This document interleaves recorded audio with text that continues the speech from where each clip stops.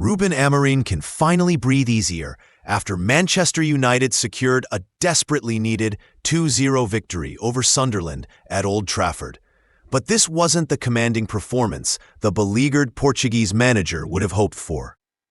Goals from Mason Mount in the 8th minute and Benjamin Sesko in the 31st minute provided the cushion. Yet the match was marred by controversy, with Sunderland seeing a penalty overturned before halftime, a decision that will fuel furious debates in Wareside pubs for weeks to come. With speculation over Amorim's future reaching fever pitch ahead of kickoff, this was a must-win fixture for the under-pressure manager. The victory marked 3 consecutive home wins for United, but context matters. These wins have come sandwiched between a string of concerning away performances that have left the Red Devils languishing in mid-table mediocrity. First half, Mount's moment and Sesko's pounce. Sunderland made a bright start with Bertrand Traoré wasting a huge early chance, failing to cleanly connect with Simon Adingra's cross. The Black Cats, traveling support, over 3,000 strong, created a cauldron of noise, reminding everyone that this wasn't just another fixture. This was a club with history, ambition, and a point to prove in their return to the top flight. But United silenced them swiftly. In the 8th minute, Brian Mbeumo sent over a cross that Mount brought down smartly and finished impressively, with his low, right-footed strike finding the net. It was vintage Mount, the kind of composed, clinical finish that reminded us why Chelsea once valued him so highly. For a player who struggled with injuries and inconsistency since his Old Trafford move, this goal wasn't just important for United, it was personal vindication. The Red Devils seized control. Sunderland goalkeeper Rofs stopped Amad Diallo and Mbeumo from scoring, before expertly tipping a fine Bruno Fernandes effort onto the woodwork. The Dutch shot-stopper was having a blinder, but even he couldn't deny the inevitable.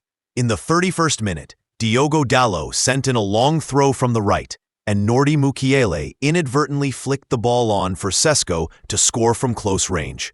It was Sesko's second goal in as many Premier League games, a promising return for the Slovenian striker who's shown flashes of the predatory instincts that made him one of Europe's most sought-after forwards. The controversy. VAR's pivotal intervention. Here's where things get spicy. In first-half stoppage time, Sesko was adjudged to have caught Trey Hume with a high foot, and referee Stuart Atwell pointed to the spot. Old Trafford held its breath. Amorim's face was ashen. This could change everything. But then came the VAR intervention. VAR Neil Davies sent Atwell to the pitchside monitor, and the decision was overturned. Dan Ballard went close from the corner that followed instead. Was it the right call? That's the million-pound question. From the replays, Sesko's foot was unquestionably high. But was there sufficient contact? Did Hume make a meal of it? Sunderland fans will argue they were robbed of a lifeline. United supporters will claim justice was served. The truth, as always in football, lies somewhere in the murky middle where VAR officials dwell, making split-second decisions that can define seasons. What's undeniable is this. Had Sunderland converted that penalty, we'd be talking about an entirely different match. At 2-1, with momentum shifted, Regis Le Bris' side would have swarmed forward with renewed belief. Instead, they trudged to the tunnel deflated, aggrieved, and wondering what if. Second half, a forgettable affair. Neither side created clear-cut opportunities as a forgettable second half rumbled on. There was another contentious moment when Traoré was harshly booked for simulation as Fernandes and debutant goalkeeper Sen Lamens collided while trying to stop an attack. Another flashpoint that could have changed the complexion of proceedings. For United, game management replaced ambition. They sat deeper, inviting pressure without truly being threatened. For a team supposedly fighting for Champions League qualification, the lack of killer instinct to put the game to bed was concerning. Where was the third goal? The statement performance. Player performances. The good, the bad, and the promising. Mason Mount, 8 out of 10, man of the match. His early goal set the tone, and he showed glimpses of the creativity that's been absent from United's midfield for too long. If he stays fit, and that's a sizable if, He could be the key to Amorim's attacking plans. Benjamin Sesko, 7.5 out of 10. 2 goals in 2 games tells its own story. The Slovenian is adjusting to the Premier League's physicality, and while his overall hold-up play needs refinement, his positioning and finishing instincts are elite. The penalty incident will haunt him, but he got away with it. Sen Lamens, 7 out of 10. The debutant Belgian goalkeeper impressed, springing well to his left to stop Granit Xhaka's 25-yard effort and receiving loud cheers for confidently rising to catch a high ball in difficult conditions. He looked assured, exactly what United needed after their goalkeeping woes this season. Bruno Fernandes, 6.5 out of 10. Influential without being dominant. It the woodwork and orchestrated play, but lacked the match-winning magic we've come to expect. Is the captaincy weighing heavy on his shoulders? Granit Xhaka, 7 out of 10. Sunderland's midfield general controlled periods of the match. His 25-yard thunderbolt forced an excellent save from Lamens, and his leadership was evident throughout. If Sunderland stay up, he'll be a massive reason why. Bertrand Traoré, 5 out of 10. Wasted a huge early chance and was harshly booked for simulation. On another day, he could have been the hero. Instead, he'll rue missed opportunities. Tactical analysis, Amorim's pragmatism versus Le Bris' ambition.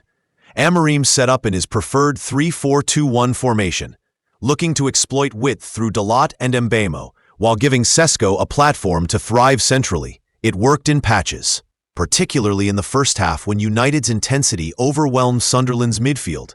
However, the second-half retreat exposed Amorim's conservative instincts. Rather than pressing home the advantage, United sat back, inviting pressure onto a defense that's looked shaky all season. Against better opposition, this approach will be punished. Regis Le Bris deserves credit for his tactical adjustments. After losing winger Adingra to injury, he brought on defender Dan Ballard, switching to a back 5 to stem the bleeding. Sunderland's pressing in the opening minutes showed clear patterns of play. They're not just in the Premier League to make up the numbers. The Black Cats' issue? Clinical finishing. They created enough half-chances to trouble United, but lacked the quality in the final third to capitalize. That's the difference between survival and relegation. Historical context. Ghosts of Old Trafford past. This fixture carries weight. Sunderland have endured painful days at Old Trafford. Remember Roy Keane's infamous demolition of the Wearsiders during his pomp? But they've also produced memorable moments, including dramatic victories when least expected. For United, beating newly promoted sides at home should be routine. That this felt like a result, rather than a formality, speaks volumes about how far the mighty have fallen. Sir Alex Ferguson would have demanded 4 or 5 goals from this fixture. Under Amorim, 2 and a clean sheet feels like a triumph. What this means for the season. Manchester United. This was just their second win of the new campaign, a damning statistic for a club of United's stature. They're marooned in mid-table, miles off the pace, and playing without the swagger that once defined them. Amorim has bought himself time, but the clock is still ticking. The board will demand improvement after the international break, or heads will roll. Sunderland. They fell to just their second Premier League loss of the campaign. That's a remarkable record for a promoted side. They're currently 6th in the table, defying all expectations. Le Bris has built an organized, combative team that opponents underestimate at their peril. If they maintain this level, survival is not just possible, it's probable. The talking points that'll divide opinion. 1. Was VAR right to overturn the penalty? This will dominate Monday morning debates. Sunderland fans will feel aggrieved. United supporters will breathe sighs of relief. The inconsistency of VAR remains football's Achilles heel. 2. Is Sesko the answer to United's striker woes? 2 goals in 2 games is promising, but the Premier League graveyard is littered with strikers who started hot and faded fast. Time will tell if he's the real deal. 3. Should Amorim have been more attacking in the second half? United's passivity invited unnecessary pressure. Against Liverpool, City, or Arsenal, this approach would be suicidal. 4. Is Sunderland's survival already secured? With performances like this, they're looking more like mid-table material than relegation fodder. Their organization and spirit are impressive. 5. Traoré's simulation booking. Harsh or justified? The contact looked genuine. Was this a referee falling for Bruno's theatrics? Another debatable call in a match full of them. The verdict. Manchester United made it 3 wins in a row at Old Trafford, but this was far from convincing. They rode their luck with the overturned penalty and retreated when they should have attacked. Amorim remains on thin ice despite this victory. Sunderland will leave Manchester with heads held high. They competed, created chances, and showed they belong at this level. The penalty decision will sting, but their overall performance suggests they're built for this division. The real question, can United build momentum, or will this prove another false dawn in a season of disappointment? One thing's certain, the pressure on Amorim hasn't disappeared. It's merely been postponed. Final score, Manchester United 2-0 Sunderland. What's your take? Was VAR right to overturn that penalty? Can Sesko finally solve United's striker crisis? And are Sunderland genuinely dark horses for a top-half finish? Let the debates begin.